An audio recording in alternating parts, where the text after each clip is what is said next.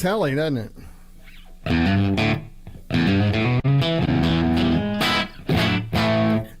Once we get a quorum on here, and Scotty Bratcher is going to join us today to hang out and talk. Scotty, I see you, but you're sideways, buddy. Hey, there you go. I'll bring you on in just a second. Right now, you're side stage. Yeah, man, this is the community Telecaster. You guys were asking me a lot about having a Tele on the show, and I was embarrassed that I didn't own a Tele at the time. It was the first time in decades I didn't own a Tele. So I kind of started reaching out to friends and say, hey, I need to put together a Partacaster. Maybe you can help me out. And so Ron Ellis immediately offered this body, which is as close as you're going to get to a 54 Tele. It's a really, really high-end forgery. I mean, you can see it, like, it's got really great patina on it, and it looks very believable and everything. Ron had a friend who bought this, and I think if Ron hadn't caught a couple of things about it, it would have been passed around for decades as a real 54. Even I took it to Michael DeTemple, and he goes, this is a really nice piece of wood. It's old growth ash, it's a single piece. Anyway, Ron donated it with a set of his 5060s, which are interesting because, like, they're wound like a 50s Tele on the wound strings and like a 60s Tele on the plain strings. And it really has a nice, cool sound. Hoss Thompson, hey, buddy, how are you? Hey, Bjorn. You're right behind my camera. Sorry, I got to move it to a different place. So my friends at Fender hooked me up. This is a roasted maple neck. I got it for a really good price, like silly price. Glen and Dale over at Glendale gave me this really heavy backplate, like super thick, over twice as thick as a normal one. Adds a little body and resonance to the guitar, stabilizes it some more. I took it over to Michael DeTemple, and it has Fender locking tuners on it that I put on there. Found them good price. I took it over to Michael DeTemple. He put a fossilized mastodon ivory nut on it, and you notice a string tree to match. He's not a big fan of metal string trees. He says it causes a little sitaring at the top, and you can get rid of it.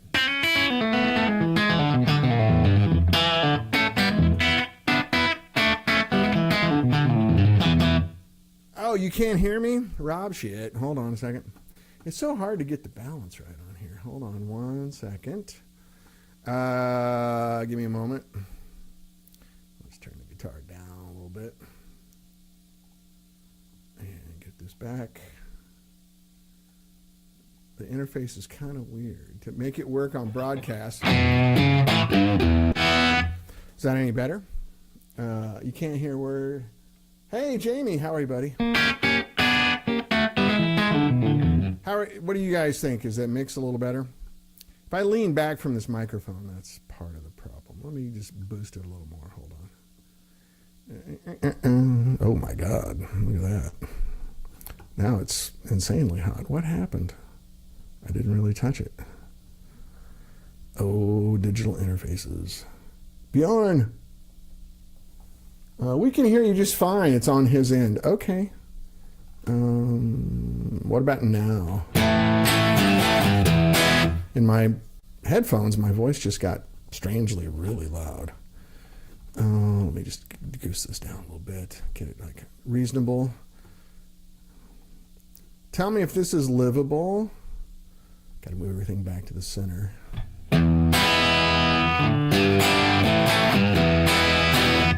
Okay, we're good?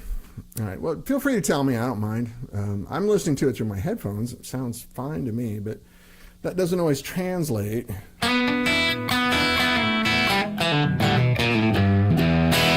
Hey, but doesn't that sound like a real Tele?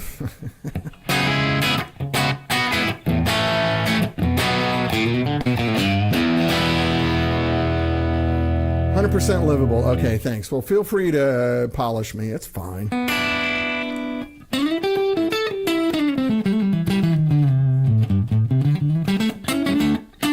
I kind of keep the vocal mic low so you don't hear a lot of the pick scratch, you know.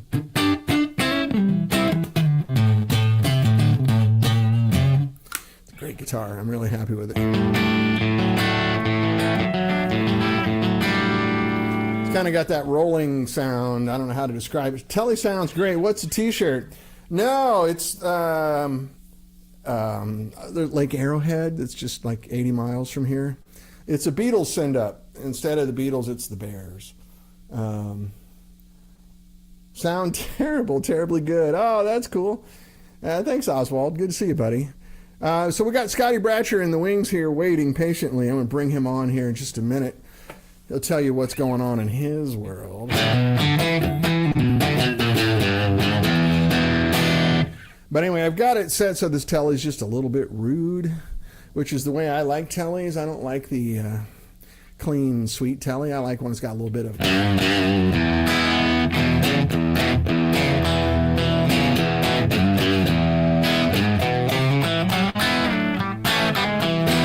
Hey, Phil, how are you, man? Itchy Brother right there. Phil Fuson right there, record producer extraordinaire.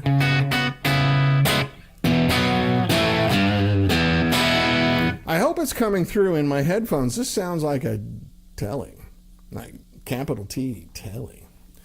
Rumor has it Scotty and has a Dr. Pepper problem. It's sad the way musicians... He's holding it up. Hold on a second here. Let me bring him on. We'll just have him here on the split screen.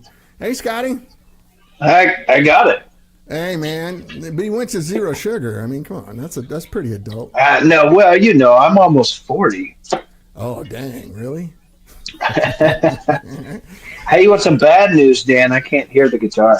You can't hear it? Seriously? No. Yeah, no, I hear it in your vocal mic. I don't have any of the amp. Really?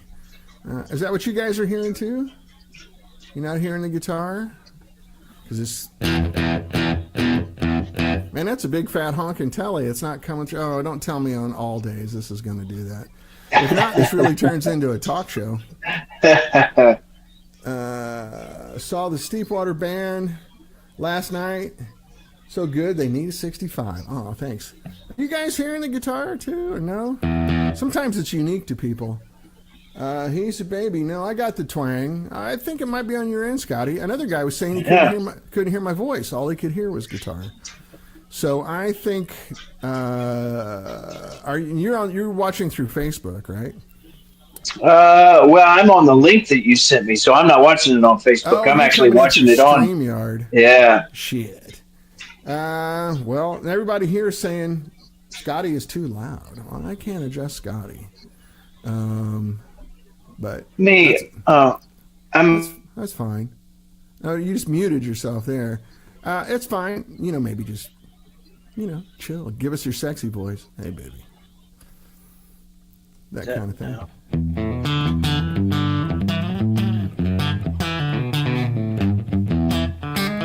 So, Phil, I have to invite him through StreamYard for him to be a guest on here, and that's the way he came through. Well, good thing it's only 1992 and this technology is still evolving. Jesus Christ.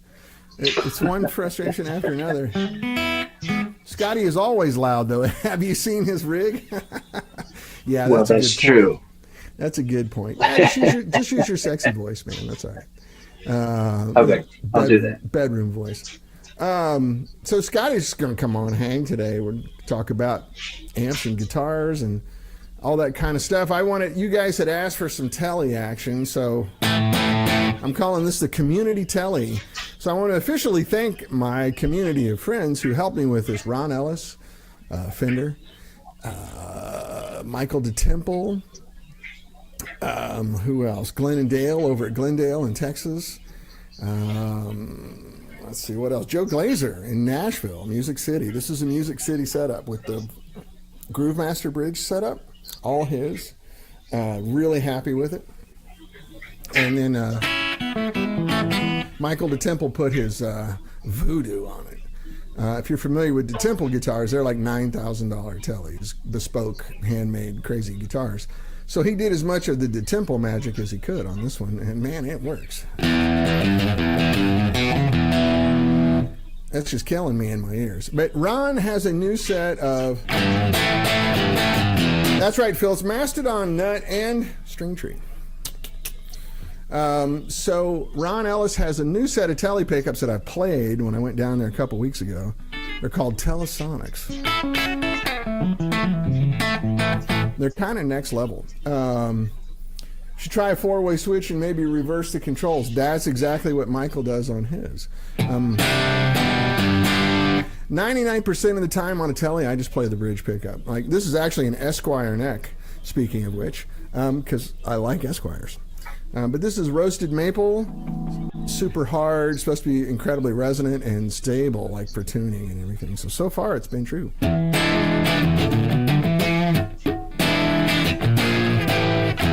What does the 4-way switch do on a Tele? You can do that thing where you combine both pickups but out of phase or in parallel. Okay. You can do them in parallel, or so it's more like a humbucker. This guitar actually had a 5-way switch on it when I got it, and it was just too much shit. I find a Tele switch to be sort of awkward. I like to put really tall switches on it so I can feel it and without looking. But it was like, okay, this one is in parallel, this one's a humbucker, this one's traditional. It was too much. I'm like, I just kind of need to go from to,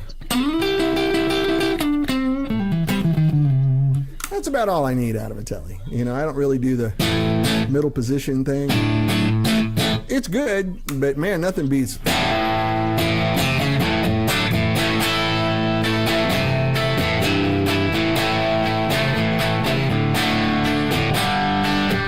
Too bad you can't hear that, Scotty. It sounds. I know.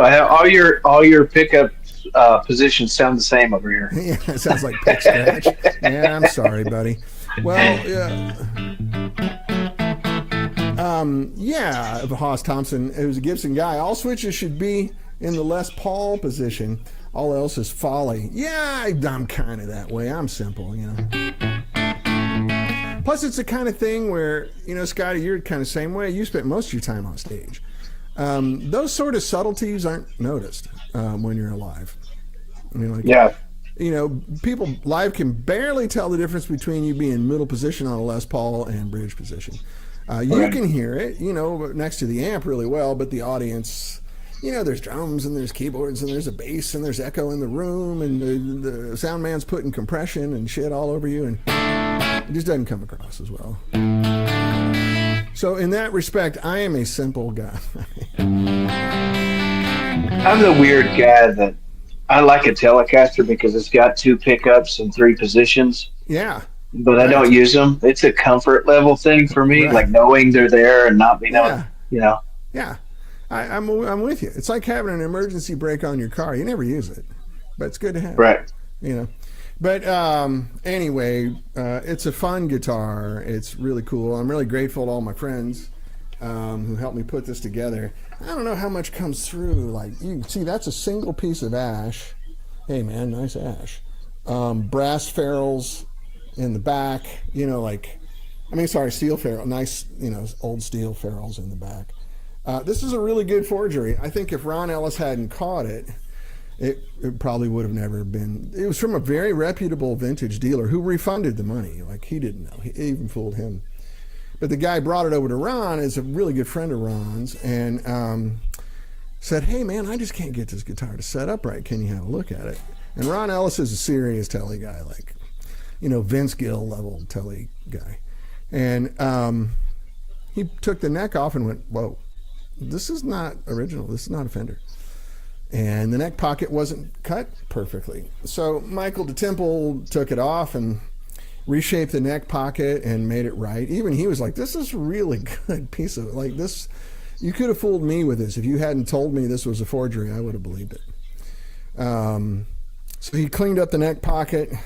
It's just sitting like rock solid in there. Like, it's just crazy. Michael has a way he does his neck pockets. He put a little slug down in the bottom of his neck so you can put some extra pressure underneath it. It's really cool. So anyway, Scotty, we'll have to watch the recording together. I don't know. Because that's big, nasty Tele, Yeah.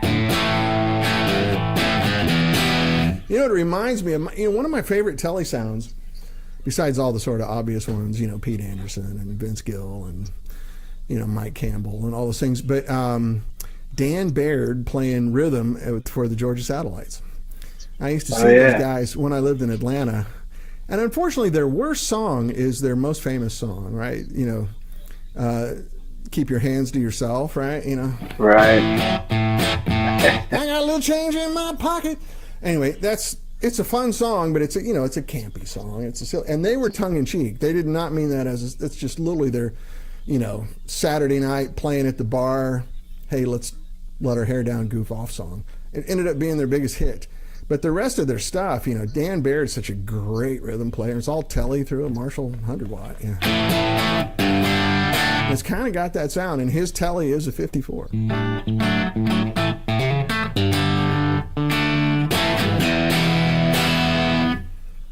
You need some Ed Bickert in your life. I don't know who Ed Bickert is, Phil. Who's Ed Bickert? Sounds like a nice guy. I don't know. But, yeah, no, it needs a bender. I'm not going to cut this one up. This is a solid, really nice. Literally, Michael was like, if you didn't tell me this was, he was like, are you sure? Because this is legit. So it's kind of, Ron has like those Gil Huron Lost Pauls, and he plays Underwood Teles, which are bespoke made in Kentucky, and they're $8-9 grand, that kind of thing. Oh, Jazzbo dude. Yeah, that's why I don't know him. And he was like, yeah, it's a really great piece of wood. You just got to pay someone to fix that neck pocket. And so Michael did all this work and ended up charging me just nothing. Less than 10% of what he just charged me for his material costs. Yeah, Scotty, you're going to dig the playback on this. I can't wait. This is the same Proto, and I'm waiting on, we're going to redo this power transformer now. I got a version 2 underway already. It's going to take a few weeks. So you're going to have to listen to this. Unfortunately, I think I'm going to take it in next week, and we're going to adjust the treble response on it. Just the timing didn't work for either of us. So and we'll be getting there. We'll be getting really close to like making it a production amp. So here's the good news. I need all your good energy you got. So I had a big meeting yesterday with a very large venture capital firm here in Los Angeles, and I had lunch with the gentleman and my partner Mark, and we had a great time. Super nice people. Gave him the pitch, and we left lunch at 10 after 1. By 3:20 I had papers. Now I'm not done. I'm not counting chickens yet. But if I go through this process, I think we're going to have our funding. It might take a month or two, but they were very positive. Basically, you're in. Just fill out these forms, get you in the system, and we'll find a way to make it work. So if you got a God, pray to him for me. And if you don't, I'll take all the good energy you got. Finally going to happen. It's been tough. This year's been weird economically, with the roulette wheel of tariffs. But I think we're going to make it work. And then a couple of you, including Scotty, I shared a video of the little tiny prototype that we're working on with the sub-miniature tubes, which I should be able to play on the show. Right now it's breadboard, so I can't move it around. But it's turning out good, really good. I'm really happy with it. Still needs some work, but I think I'll have it presentable, even though, not visually presentable, but audio presentable in a few weeks. We should have it ready to go, and I think you'll be really pleasantly surprised. Anyway, I'm going to shut this off. So the wattage today, Phil, I'm at 20. We can run it down here. I remember last week when I dropped it down to low power, I did not get the gain right. Let me see here. So that's 2.7 watts, but let me adjust this and see if I can get it where the levels are right. It kind of just sounded quiet and clean before, so let me gain this up. Let's see if that's not too hot, maybe. All right, now let me get it back unified. Hold on one second. I got to take a stereo feed and make it mono. So that's 2.7 watts right there. It's a little cleaner, less voltage, you know.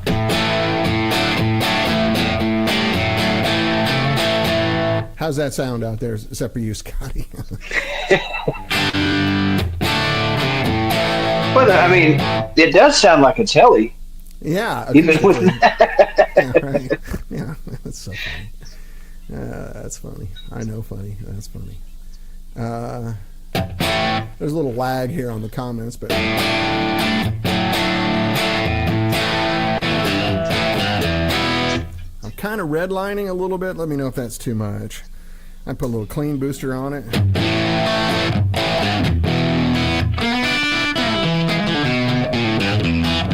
Crunchy goodness. All right. And here's the rat pedal.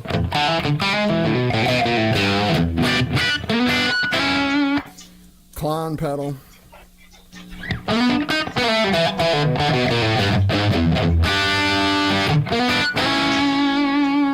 So yeah. And them tubes are not hot. Not at all. The mini amp should be called the Brother Murray. Oh, Haas, you have a good memory. Good recall. That's good. Right now we're calling it the Traveler. And we've trademarked that. That is a trademark of 65 amps. Yeah, the Traveler. Because you can travel with it and do whatever you want.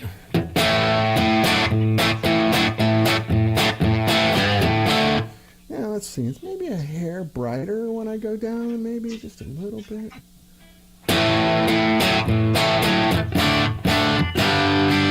I mean, we're talking 5%, but you guys know how neurotic I am now.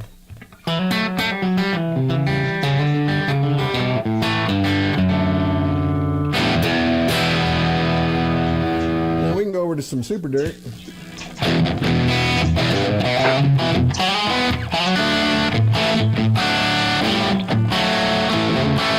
It is a Telecaster with an open chassis right here, so it's a little. Hey, look at the doggy. Yeah, I can't get rid of him. I tried to not pet him, and dogs are always welcome, man. I did 4.3 miles with my border collie this morning, and I didn't actually get a shower, so this is like rolled out of bed thing. Anyway, let's go ahead and. It's almost 12:30 already. Let's go ahead and. There you go, Telecaster, man. But I want to get a few minutes for you guys to talk with Scotty Bratcher. And Scotty's kind of in the loop on all this prototyping stuff. You know, he's, as you know, a big 65 player, and he's got this monster rig, but he's actually starting to downgrade the volume level on his rig a little bit. And so I'm hoping I can contribute to that with these kind of amps that sound legit, only they're not that big, right? So Scotty, what's happening with you these days? Where are you gigging? Where can people come see you next? Well, first and foremost, I made another purchase. Oh my gosh, what did you get? And so do you remember? Until I bought that Sambora amp off of you, just the chassis. It wasn't in a head Right. shell. Yeah, that's right. And I found the only empty head shell on the planet. I can help and with that, but yeah. It happened to be the burgundy and tan. Oh yeah. There's a burgundy. We just couldn't get enough of the material. Like the supplier didn't have much. So.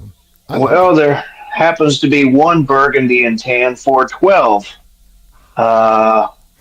And there's a guy I know that may be owning it by the end of the month. Wow! Congratulations. I think you're right. I think that's the only one. That might be the only one that exists. And that was, I forgot who we built that for. It's in Nashville right now. Is it the original owner? Do you know? No.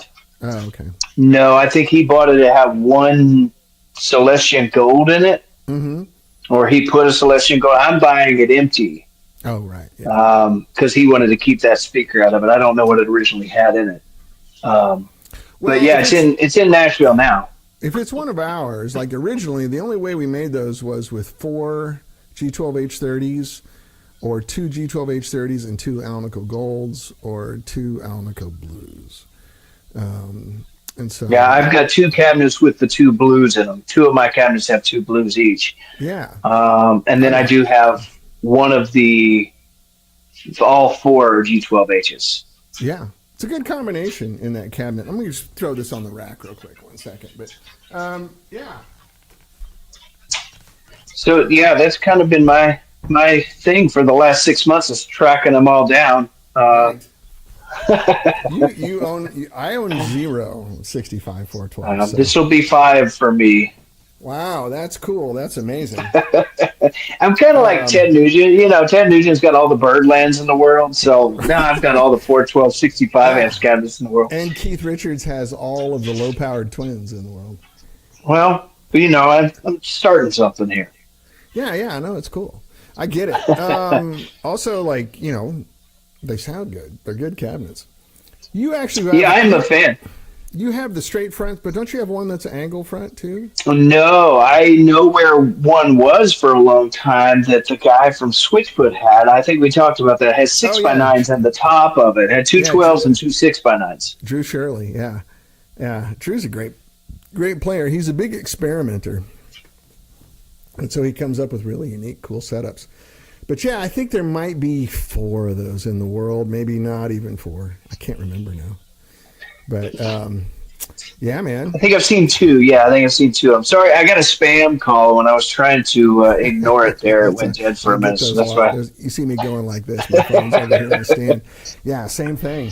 So anyway, guys, please jump in. I'm sure you've heard Scotty play. If you haven't, you really got to go watch. This guy's really good. He's the real deal. He's not an imposter, which like a lot of guys are. But and he plays a bunch of 65s, which is not the reason I'm a fan, although that doesn't hurt. His playing's just great, and he's a great singer and really fun. Puts on a hell of a show, and it's very cool. And I think some of you guys that come on the show have gone to see. There's a couple guys I know that were traveled pretty far to go watch your show. So yeah, it was. I mean, you've got an incredible community there. That aren't afraid to share. You know, that's the thing with a lot of guys. Nobody wants to. I'm not your people. I'm saying in the world, like nobody wants to support somebody else, and you know, it's all about me. But man, everybody I've met through you and your page has been like super friendly, and everybody's cool with sharing everybody's stuff. It's really awesome. Yeah, man, it's easy to be nice, right? And it's much less work. Yeah, well. So some guys here are saying, I've seen the YouTube videos. They're asking if you'd come up to Michigan. Yeah, we played. We've done Monroe a couple times. We've done Grand Rapids a few times. Mm-hmm. I think we did Kalamazoo once years ago. So why am I blanking? Where's the University of Michigan? I used to play there all the time, and I'm having a moment. I think with an Ohio address, I'm not allowed to say anything about it. Oh, that's true. You guys got that rivalry up there. I forgot. That's like, you know, I grew up in Missouri. We can't talk about the state that starts with K. I brought you something today. All right. I've got this mug that I picked up. Right on. Have you seen these? Yes. I've seen that business. It's a real business, right? Like, so they just put one here like a half hour from me. Now there's 2. Yeah, I've seen their stuff on Facebook. Yeah, they sell T-shirts and hats and all kinds of good stuff, right? So you can get Edge Packer gear. Yeah, that's funny. I don't even know what that means, but okay. Yeah, that's good stuff. Well, where are you playing next? What's up? Hey, I think the next gig I have is actually here in Ohio, in Hamilton, Ohio. It's a big outdoor amphitheater that they just redid this year. They've got a massive stage. Oh, cool. It's called River's Edge Amphitheater in Hamilton, Ohio. And where's Hamilton? What part of the state is that? So you're northwest of Cincinnati, southwest of Dayton. Oh, okay. Oh, I gotcha. Yeah. Okay. I don't know Ohio that well, but I know Cincinnati. Well, being from Atlanta, I mean, it's 15 minutes off 75. Oh, there you go. So Dayton and Cincinnati are both on 75. Hamilton is sort of just a little bit west of 75. Okay. Yeah, because I'm familiar. Like when I used to play up there, Ann Arbor. That's what I was thinking of. Okay. Sorry to say that to an Ohio guy.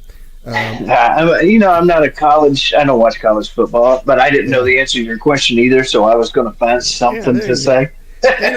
Ann Arbor's a fun town. Like regardless of state rivalries, that'd be a great. You'd have a blast playing there. It's full. Like, there's like 50,000 kids at the University of Michigan, Yeah. and they know how to throw down.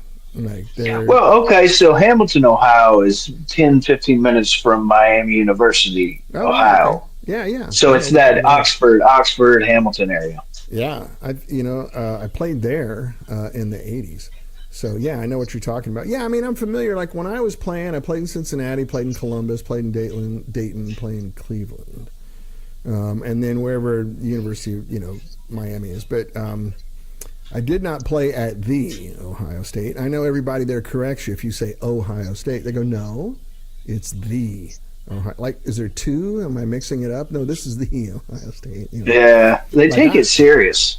I know. I'm just kidding. It just, we all know what it is, right? It's Ohio State, and the Buckeyes are awesome. The Buckeyes are awesome.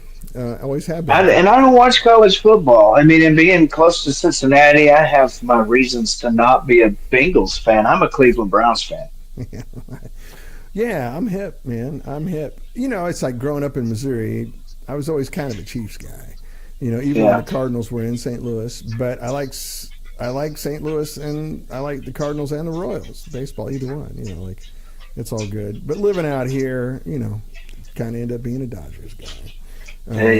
Yeah, Dodgers are fun, and it's one of the last old ballparks like us in Fenway. Where you go to a ball game, you kind of make friends. You can see everybody. There's not a bad seat in the house, and it's a nice summer evening in Southern California, which is darn pleasant. And it's kind of one of the things, because LA is really diverse, right? Ethnically. And it's one of those places in LA where everybody comes together and we're all brothers, and it's really cool, really fun. What is this? Oh, Ross Thompson says Philly Eagles all day. Well, that's pro ball, but you're in England. That's cool. Fly Eagles. That's funny. Hoss is hilarious, man. We can get everybody on all together, have a round table conversation here. Which we can do. I think I can add up to like 5 people on this. So we'll try that soon, Hoss, if you want to. So you're playing in is Hilton, Ohio? Is that what you said? Hamilton. Excuse me.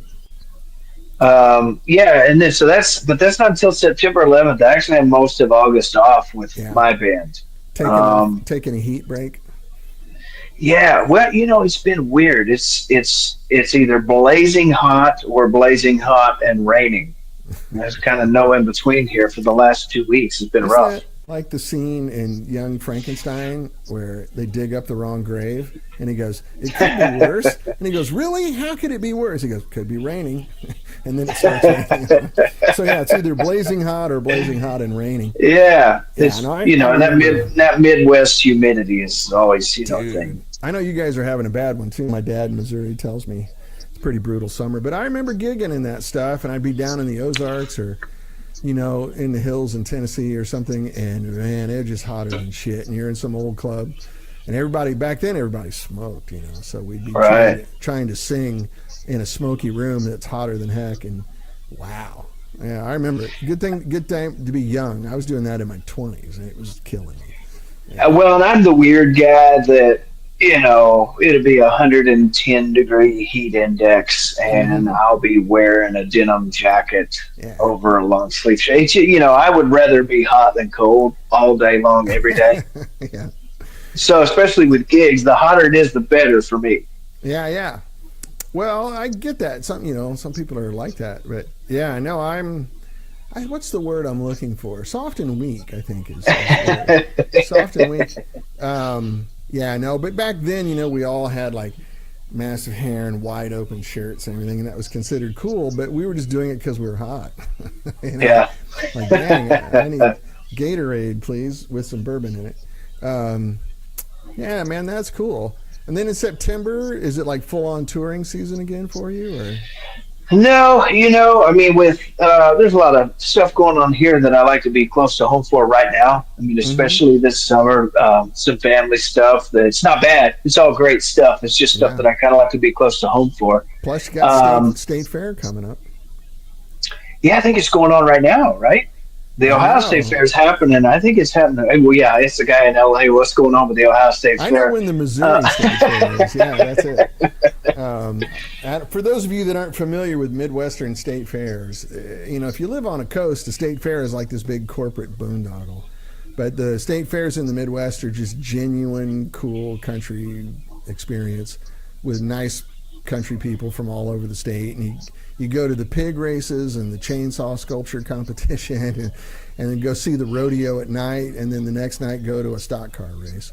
And you got a midway a mile long with 1,000 rides and foot-long corn dogs and cotton candy, and it's just so genuine and cool. What's cool about the county fairs out here is that the pig races and the prom queen competition is actually at the same time. So many jokes I'm leaving alone there.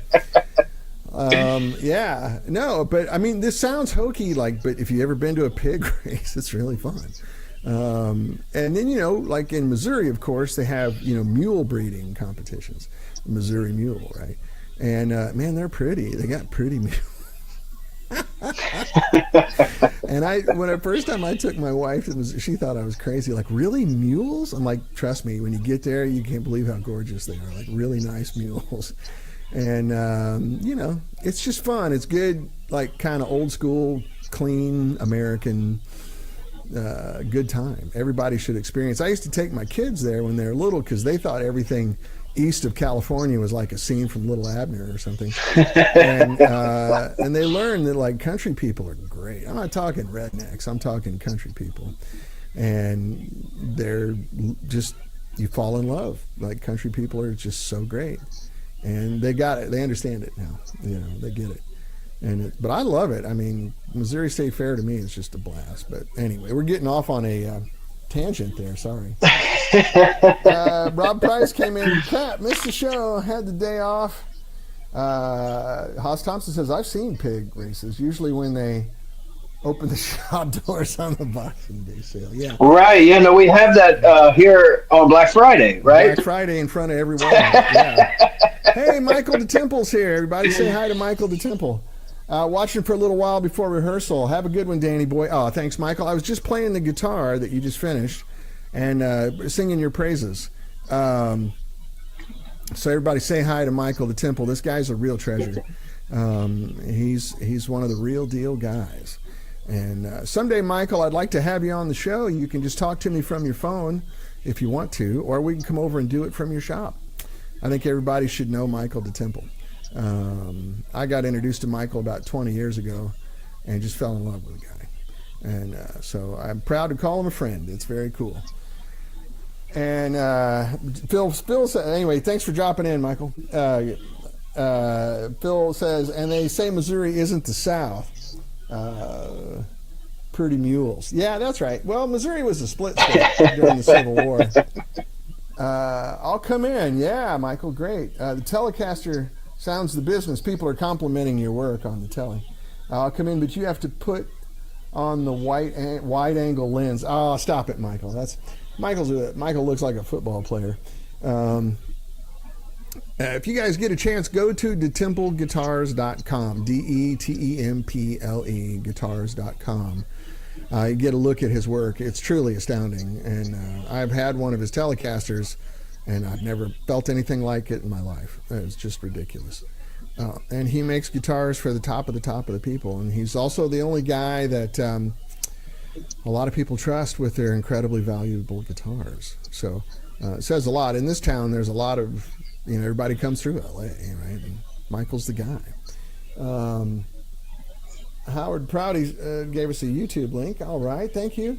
Go to DeTemple Guitars on Facebook. Oh, the website. Yeah, you got smart. You got hip. Yeah, go to DeTemple Guitars on Facebook. My bad there. Thank you, Michael, for correcting me. Yeah, check out DeTemple Guitars. It's he's one of those guys like doesn't need to advertise or do anything because he's got guitars backed up for 6 to 18 months all the time. He's a word of mouth kind of guy, and it's really neat. It's really neat. Anyway, Michael, I'm glad you dropped by, buddy. I think everybody should meet you. We should have a conversation. Michael has some amazing stories. You know, he was in tight with, the band and Bob Dylan and was involved in the shooting of The Last Waltz with Martin Scorsese, and also played with Butterfield for a while. So good stories, really good stories. Right from the source, not anecdotes. Like the guy was in the room where it happened, and it's really fun. Plus, he's a very animated, fun guy to listen to speak. He's a happy guy, and I love that. I absolutely love that.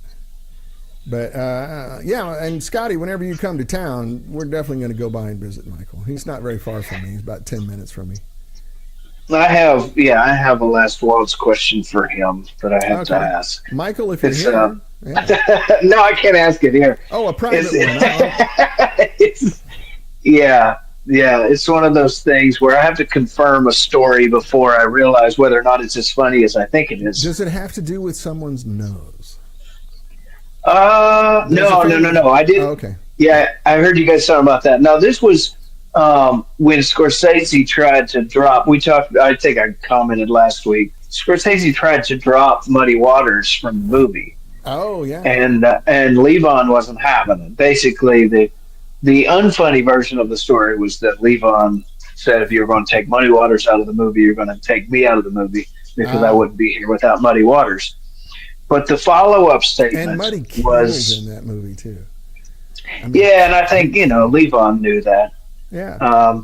But the story that I heard, there were politics involved, and Levon's follow-up comment to, if you're going to cut somebody, but I want to confirm it because I think it's hilarious, but I don't want to tell it unless it's 100% true. Yeah. And it might not be for public consumption anyway, but no. That's cool. Michael is verifying that the story about someone's nose is true.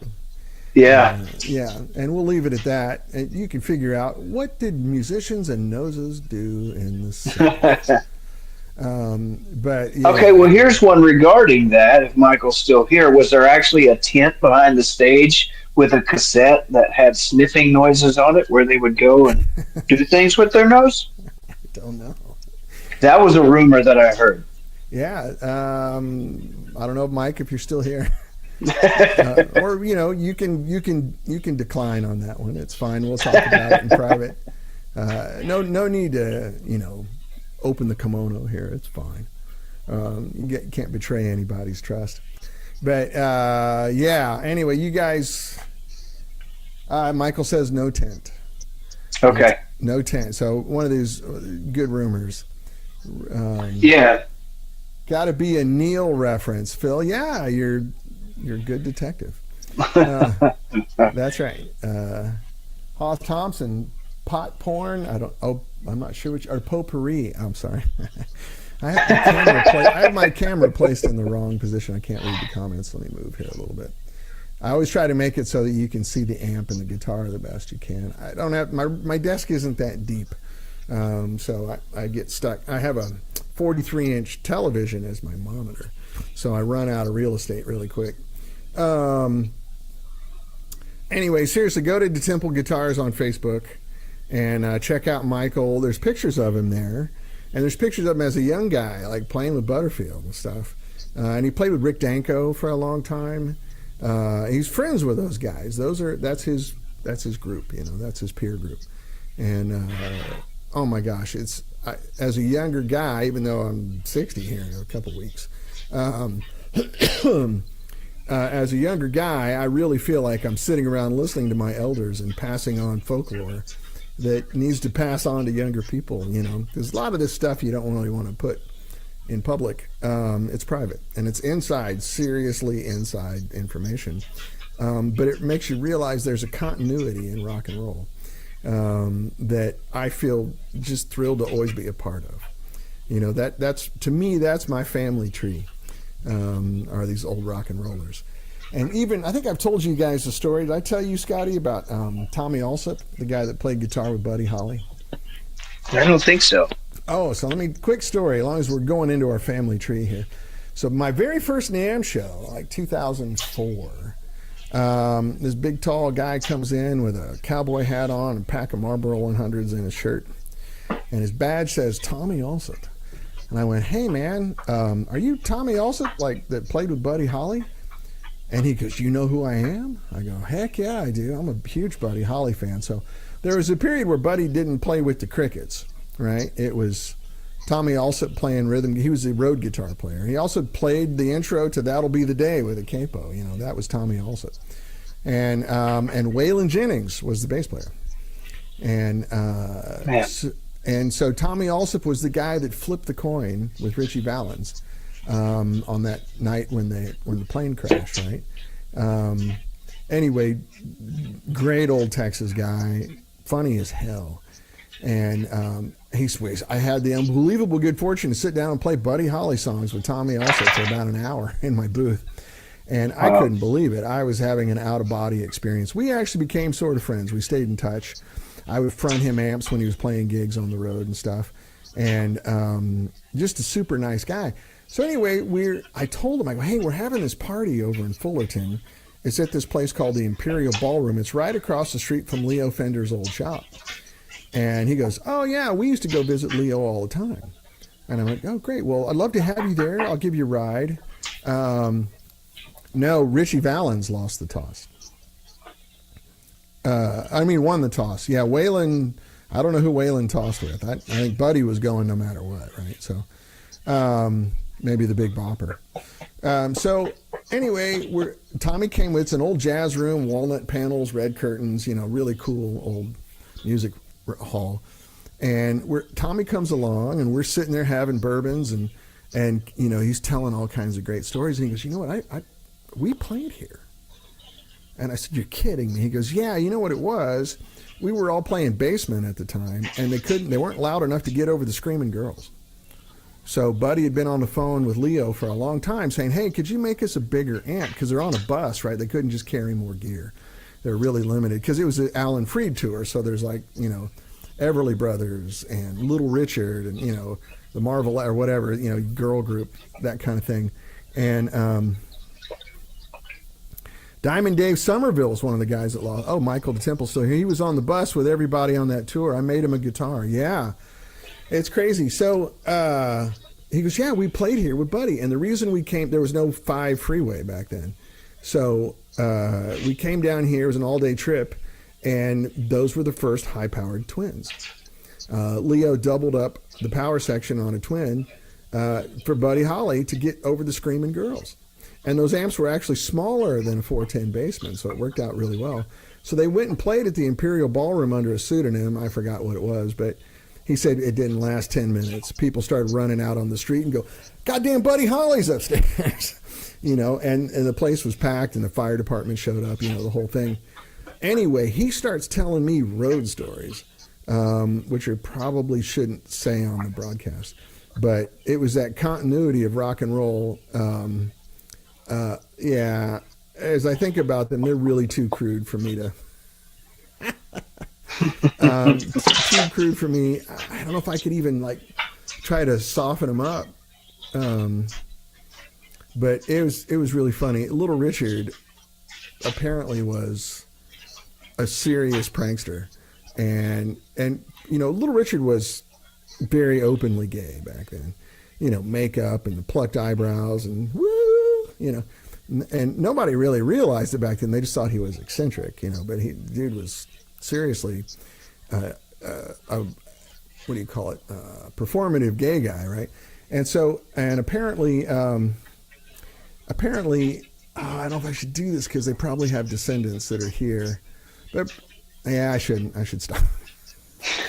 Anyway, one of the other acts that was on the Alan Freed tour, one of the people in the act were extremely homophobic, and Little Richard knew it and would have fun with them all the time, and do things like they're in New York on the 50th story of a building all together, and apparently Buddy and those guys could have not cared less. They just didn't care, and the elevator would close and there'd be 2 old ladies in in the elevator, and Little Richard turn around and go, "Oh, so and so, you so pretty. I just want to suck that Peter right off your body."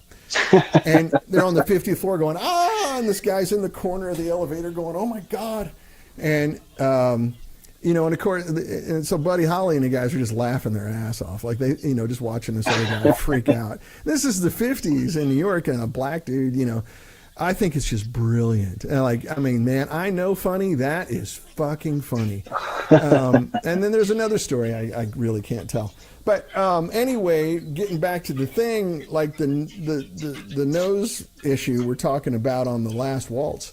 That's the continuity of rock and roll, you know, and we're talking 70 years ago now, right? And then Last Waltz was 50 years ago. Yet there's still that thread in rock and roll about musicians have fun, man. Going out on the road and playing rock and roll, it's just fun. And unfortunately for me, I got used to doing that at a really young age, and the rest of my life has really been disappointing. Other than getting married and having my children, which far exceeds everything in life, but that level of fun and youthful joy, I just kind of thought that's the way life was going to be forever. And man, you'll see, Scotty, you and I will get alone together and start playing some rock and roll. I'm a different person. I got to act straight when I'm in public. And I'm good at it. I'm a dad, you know, so I can't embarrass my kids too much. But I'm the guy at practice going, "Wait, where are you going? What the hell?" And they're like, "We've been playing for 7 hours, dude. What the hell's wrong with you?" I'm like, I'm playing rock and roll. You know, like, yeah, it's as good as it gets. It's as good as it gets. And that's a funny thing that it's literally a uniform that you put on. Like, your guitar comes with a lot more than just the strap and a cord. It's a whole persona change when somebody puts a guitar on and they're like, that's what they're meant to do. They turn into that person. Man, I got to confirm that, like, in my mind, in my self-identity, when I look in the mirror, I'm just a 19-year-old kid that wants to play rock and roll. And then I see this and I go, Jesus Christ, what happened?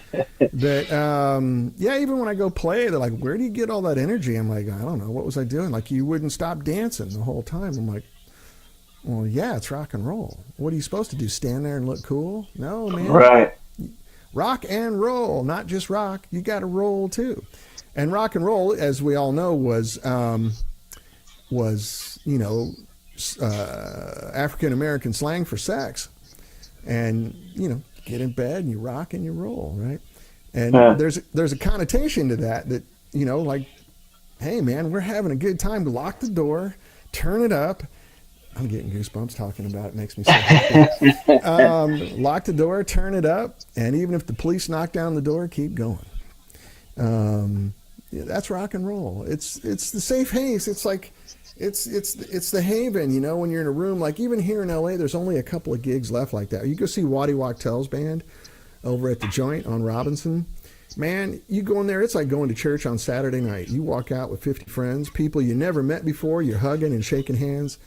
And we're all there just rocking and rolling. And it's it's all ages, but, you know, it's Waddy who's almost 80, right? And damn, they still throw down.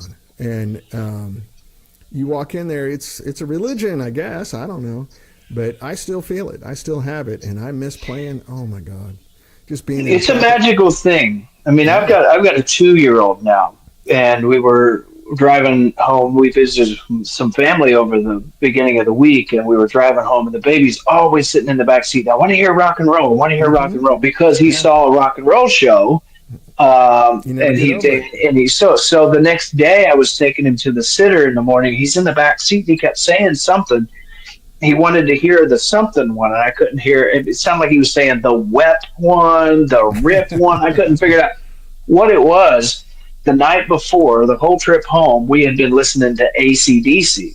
I mean, full volume. My wife's a huge AC/DC fan, and I'm a guitar player, so I should be. You married well. Yeah, you married well. Yeah. He was saying the lip one. He wanted to hear stiff upper lip over and over and over and over. Yeah. It's the only thing that has made him happy is listening to loud music. It's the craziest thing. He prefers it loud. If it's not loud enough, he tells you to turn it up. It's so funny you say that. So, like, when I was a kid, my parents were, 21 when I was born, right? And they were in college. So my cousin Debbie used to babysit me. And I was talking to her, and she's early 70s now, something like that. And I was talking to her on the phone recently, and she goes, "Oh, yeah. Now, when I babysat you, I have a picture of you because you used to go over to the stereo and say, 'Turn it up, turn it up, turn it up.'" Literally when I was in diapers. And so we knew then I was Danny. Everybody, you can still call me that. I don't care. But so we knew when Danny was coming over, we had to get out the good rock and roll records, and we were dancing and having fun. And I go, "Really?" I have no memory of that. Of course, she goes, "Oh, it was so much fun. Like, I love babysitting you because all we did was party and rock and roll. Yeah. 4 or 5 hours, and then you'd fall asleep face down on the carpet." Well, and what it's done is it's made. I've realized now that my not only desire but my absolute need to be a loud guitar player. Yeah. Now that I have a 2-year-old that will be a loud guitar player of his own accord. Yeah. It's genetic. These sound guys are trying to steal my genetic makeup away from me and make me play quietly. Sound men are the enemy for every guitar player, right? "Hey, man, can you turn that down?" And you just like raise the volume, like move your hand over the knobs and go, "Is that better?" And they go, "Yeah, okay, cool." Yeah. I got kicked out of a Hard Rock Cafe for being too loud one time. And it wasn't ungodly loud, but just judging by the name of the place, I thought, we're going to be okay here. It's a Hard Rock Cafe. This is and a then, safe space. Yeah. Yeah, that's what I thought. And then by the end of the night, I was giving the check back and left an hour early. Hoss Thompson says, "Hey, I still like to rock and roll for 5 hours and fall asleep face down on the floor. That's why it's a shame we don't all live close to each other because we could throw together a rocking band." It's weird. You think in LA, there's like 3 or 4 big, huge music centers in the world. One of them's Los Angeles. I can't find guys that like to play rock and roll. I can play hard rock, I mean, play modern stuff and complicated, fun stuff, but I can't get anyone that. I'll show you what I was listening to right before the show, just to kind of get in the mindset. Because I got a bunch of other business stuff going on. I needed to get out of my head. I was listening to this. Let's see if it's going to play. No, that's not it. Hold on. That's not it either. Hold on. There we go.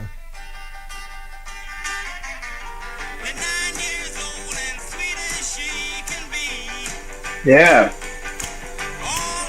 Hear that pocket?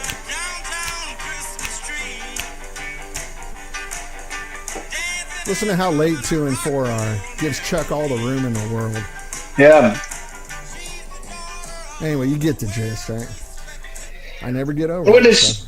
It's really cool to look at. Another common thread through rock and roll history is it's all right there in what you just played. Every bit of it, everything we know is rock and roll. That's our genesis. Is right there. Yeah. And so for example, the intro to Rock and Roll by Led Zeppelin, right? Yeah. It doesn't start. Yeah. Yeah. Have you ever but it's the same side by side on that? Oh yeah. And I play it for people all the time. They go, "No way." Right. Yeah. So have you ever soloed the drums to Whole Lotta Love? I don't think so. It is not in the slightest bit straight at all. Oh no. Bonham is bouncing and funking it up. Page is playing straight. Yeah. But there's other songs where Bonham will play straight and Page will bounce, and it creates exactly what you've got right there. It's this movement and space that's... Keep a Knockin'. That's what it is, isn't it? I say, okay. Hey, Knockin'. That's a different song. I'm going to give people a little taste who are... Keep talking, though. I'm sorry.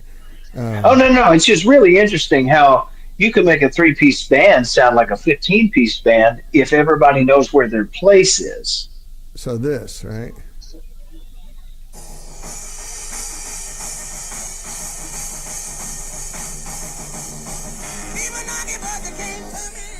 Been a long time since I rock and roll. Yeah. And apparently the story that I heard, not to cut you off, but the story that I heard Robert Plant interview one time said, we were just warming up. And I Keep a Knockin' was one of the songs they played to warm up. You know, like just get the adrenaline going and get the get the energy up, right? Get the rock and roll on. Yeah. And Robert just made up the words on the fly, and they were recording. And then about halfway through it, what's his face? Glen Johns waving in the thing. Stop. And they're like, why? What's wrong? He goes, that's amazing. Start over. And but it was just him literally, like misplaying Little Richard. It's been a long time since I rock and rolled, and one of Little Richard's hits was The Stroll. Been a long time since I did The Stroll. Carry me back, baby, where I come from. I mean, damn, that's good, man. That's that works for me. But yeah, when I play those side by side, people go, no freaking way. I'm like, dude, you got to know your family tree. Like, this is our family tree. This is who we are. Now, granted, that's great grandpa, but who cares? It's still your family tree, And it's right. That's the thing. I like old stuff. I like old houses, old cars, anything like that. Because I like old and new. If it's good, it's good.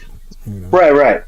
But most anything new is going to have some roots somewhere in something old, which, I mean, not to be too much of a nerd about it. But no, but it's true, though. Good stuff carries on, good stuff survives, You don't base once they figured out that a round wheel worked, they didn't really have to go much further than that. Yeah, you don't try to improve on something that sucks. Right. you throw that away and move on. This is great. I love this. Let's go next generation. So, the Beatles came over doing Chuck Berry and Little Richard. Yeah. And so the Rolling Stones came over doing massive Chuck Berry songs and Muddy Waters songs and stuff. And then, next step is Zeppelin doing the same stuff, only through 100-watt Marshalls with a big old sound. It just keeps going. Anyway, it's kind of, I got to kind of head out. I got a meeting here shortly, but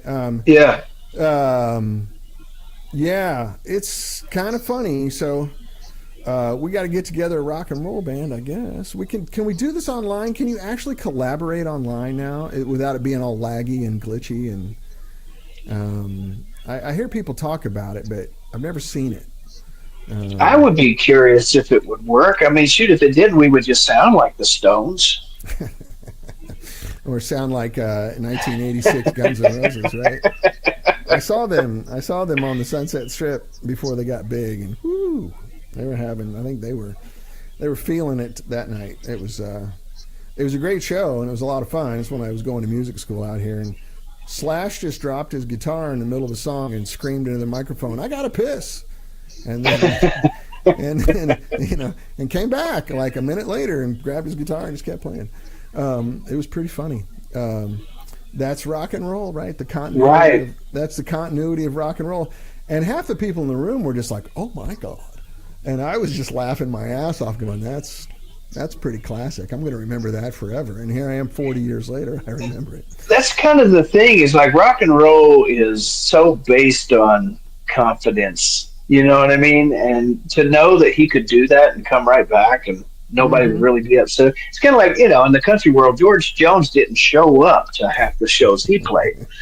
And nobody took it personal. They're like, "Oh, we went and saw George Jones and he wasn't there. We're going to see him next time." Right. A good old boy. He probably just had one too many. Yeah. I feel like if I did that, there would be no next time. Then people come and see me and I wasn't there and they go, "Oh, we'll just find this other band that's just kind of normal." That's not something you can count on. George was a unicorn level talent, it's like you can get away with some stuff.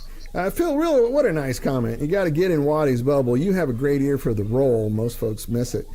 Yeah, I guess so. Like my family grew up listening to, my family tree of music is African-American music. My grandfather's a Dixieland trumpeter who loved Louis Armstrong. And, my dad turned me on to B.B. King and Ray Charles and, all that kind of stuff. And that's just, it just makes me happy. It makes me so happy. It's not like identity politics, like I'm a so-and-so player, or I'm a whatever. Man, that's just what I love. I mean, I love it.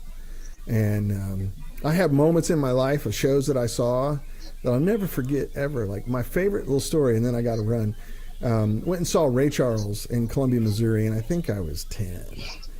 My dad had the good sense to expose me to good music because we were kind of out in the middle of nowhere. So whenever good acts came through town, we canceled stuff and went and saw it. Saw Johnny Yeah. Cash and B.B. King and all these great artists right there. They'd come play at the basketball arena at University of Missouri.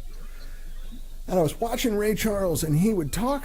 He was talking to the crowd, and of course, he's 100% blind, and he was a lovely man. I mean, you just thought, oh my God, I want to go up and give this guy a hug. And then he would go and wrote a song, and it goes like this, wham. And I remember turning to my dad, going, he didn't feel where he was on the piano. He just turned around and went, flam, like that. How does he do that? And he goes, that is a virtuoso. That is a rare top player. He probably did it in an instant, in a millisecond. His pinky told him where he was as he was just reaching over like that. But it was imperceptible to the human eye. And then he would play. I don't know if you ever really dug into Ray Charles's licks on the piano, but holy God, they're so good. Especially the early stuff, before he kind of tried to go more mainstream and make some money. The stuff in the 50s is like before he moved over to Capitol or whatever it was and started doing the I Can't Stop Loving You covers. Good God, it's amazing. So anyway, that's just in my blood now. I love it. And those sort of sensibilities are what make me happy. And so what's a brother to do?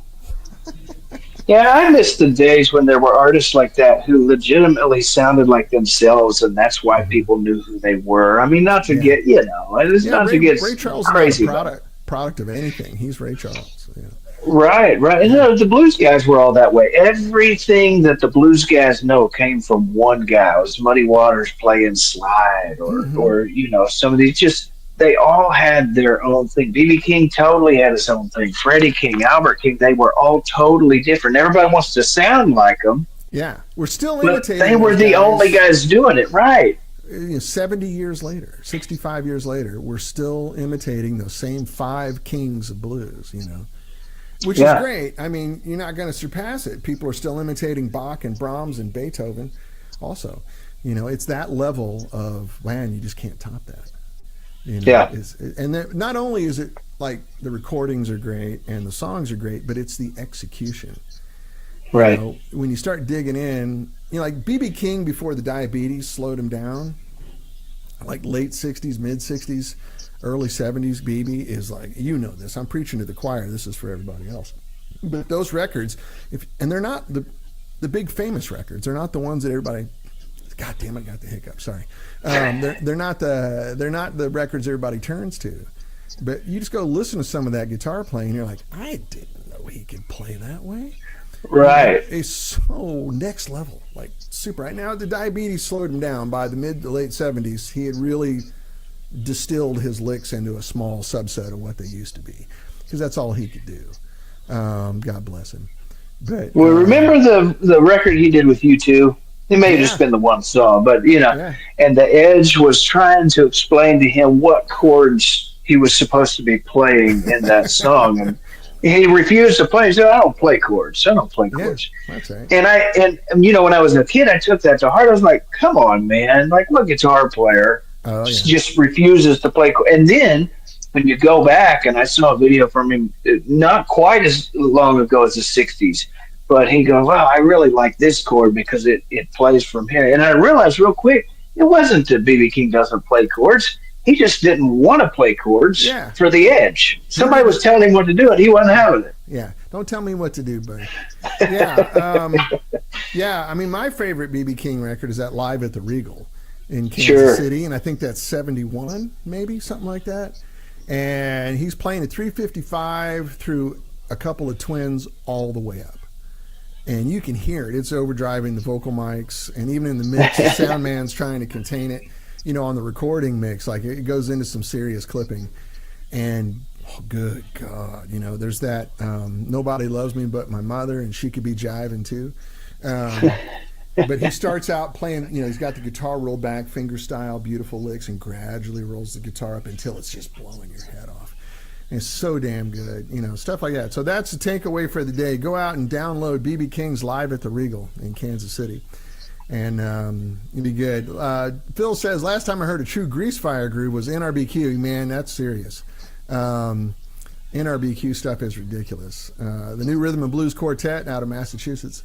Those guys, wow, could they swing.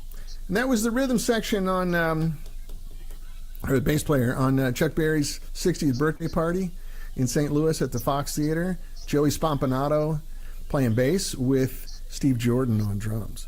You want to talk about pocket. I was so, the pocket was so big you could put all the money in it. Like, it was good. That's right, Hoss. You saw that too. I really got to run. We're getting into subjects where I could go into a Joe Rogan 2.5 hour conversation because this is what lights me up. This is what makes me happy. And then when you go listen to this music, you guys will go like, oh yeah, why did I not? Yeah, I got to get this into my vocabulary. Hey, there you go, shot time. I understand there's a drinking game every time I say vocabulary. Yeah, there you go. That's really good. Well, I'm sorry to cut you off, Scotty. It's great talking to you. And you're always welcome. And Hoss, I think we should get a round table going with you. We need to hear from the north of England, where a lot of great rock and roll still comes from. And we can get some other guys on. Phil, you want to come talk about the records you've made? And Michael DeTemple came on. This was a good day. This was a very good day. Anyway, I'm sponsored by Dr. Pepper and Titleist. I don't know if I had mentioned that or not. And the Missouri Fudge Packers Union. The Missouri Fudge Packers. Yeah, that's a new country band. It's a new country band they got. The Missouri Fudge Packers. Or yeah, we got a little football team. Go something like that. That is not homophobic for all of you. Super. No, it's a whole marketing thing. They've done really well saying the gayest stuff that's not actually gay. It's pretty impressive. It's not. It's just tongue in cheek, and there is an element of humor in Missouri that, like, if it's wrong, it's funny, which does not travel much outside that middle band of the country. When you go to coast, people are like, "Are you serious?" And I'm like, "Right, no, not at all." Oh my God, why do you keep talking like that? It's so vulgar and rude. Oh my God, it's so crazy. Oh, shit, lighten up. Just have a good time. Anyway, thank you. I know you would scare some coastal people. Turn me loose. Yeah. No, trust me. My accent is terrifying to people. Yeah, I know, dude. I get it. But you're not like Chuck McDowell. Like, I'm gonna get you out your timeshare, and I got peanut butter stuck in my mouth. Call my office. Yeah, that's it. The one word. Call my office. Yeah, we're gonna get us a cold beer and talk about it. No, I think all accents are great. That's one thing, playing music all over the country, I really came to sort of appreciate and love everybody. And it makes me happy. That's the fabric of our country. It's great. It's really cool. But anyway, I do got to run. I'm sorry to be short. I love all you guys. Thank you very much. Scotty Bratcher, thank you so much. You guys go check out Scotty on YouTube, and you'll see what I'm talking about. But anyway, as normal, I'll say to be continued. And we'll see you next week. Cheers, guys. Take care. Okay.